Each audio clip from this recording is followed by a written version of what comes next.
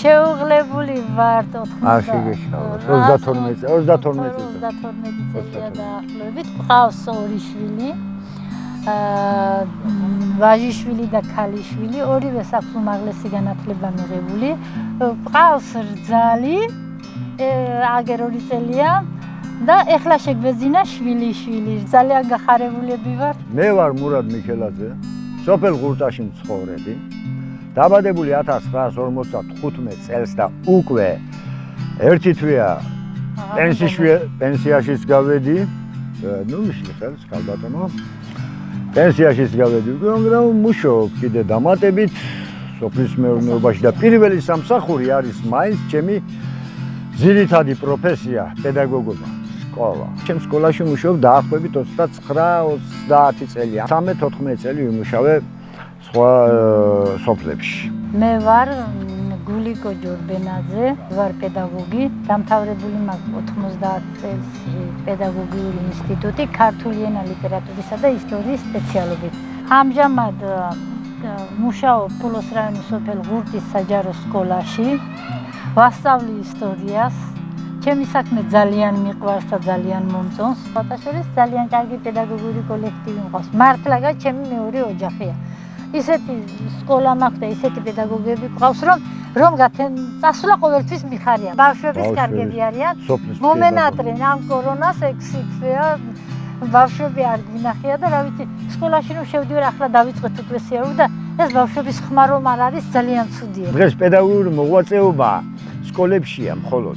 არც ინსტიტუტი ასწავლის პედაგოგობას, არც უნივერსიტეტი, არავინ დაიჭრება ხოს ეს ასეა და დამთავრდა. კაცრად ვიტყვი ამას. არგუმენტი იმის, რომ დღეს უკეთესი ახალგაზრდობა მოდის ნამდვილად გამაჩნია, თანამედროვე ტექნოლოგიების მორგებული, აქვს მეცნიერული ცოდნა მიღებული, ვერ შოვლობს სამსახურში. რატო? იმიტომ ვერ ნახა რომ გავიდა გასაუბრებაზე, არ აწყობთ და გაუშვეს. რეალიზმი იყოს, მაო. მე ასე ვიტყვი. ეს გინდა შენიშნა მომწეს თუნდაც დამიჯდეს დაუმტკეს ამას.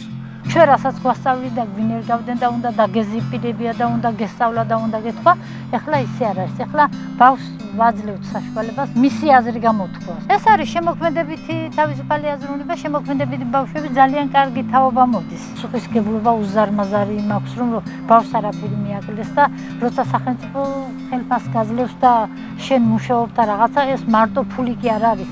ეს ადამიანს ემსახურები შენ და ცოდნა უნდა მიაწოდო. სკოლა ახლოს გვაქვს და ყოველთვის თვალი იქეთ გვაქვს.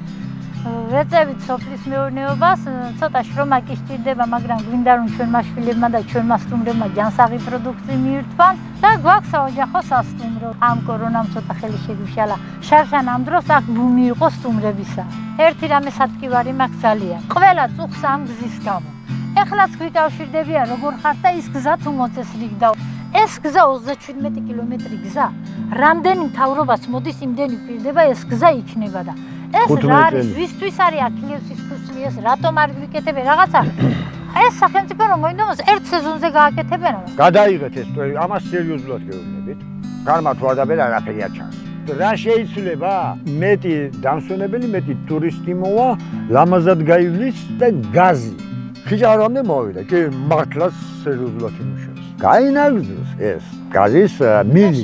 თუ ეს გაზი დროულად იქნება ხიჭავრიდან კურორტ გოდერძამდე თუ ეს შეერთდება, ხო? აი რასაც ეს სიმწვანე დარჩება. ხე არ მოიჭრა. ჩვენ უცხოელებს რუსულს და სკოლაში ნასწავლეთ რუსულს და გერმანულს საუბრობთ.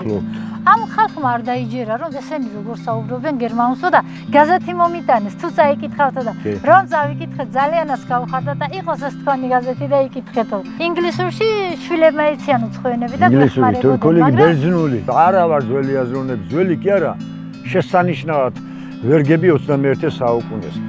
ხალხს რომ Deep Purple-ზე მოსმენა მე-20 საუკუნეში უჭირდა, მე ახლაც უსმენ.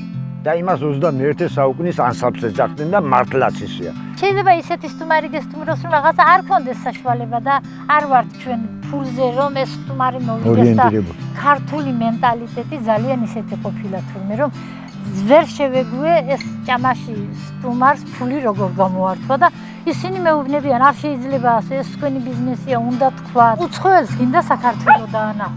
ხო და მარტო იმაზე კი არ ფიქრობ, რომ შენ მოაწონო თავი. ვცდილობ, მაგრამ რაღაცა მგონია, რომ გამოგვდის ასე. თუნდა მე, თუნდა ჩემ მეუღლეს სულით, გულით, ვეპატიჟებით. როგორც ჩვენ საქართველოს ყველა კუთხიდან, ნებისმიერ კუთხიდან მობრძანდნენ, რაც შეგვეძლება, გულწრფელად, გულღიად მივიღეთ ყველა სტუმარს.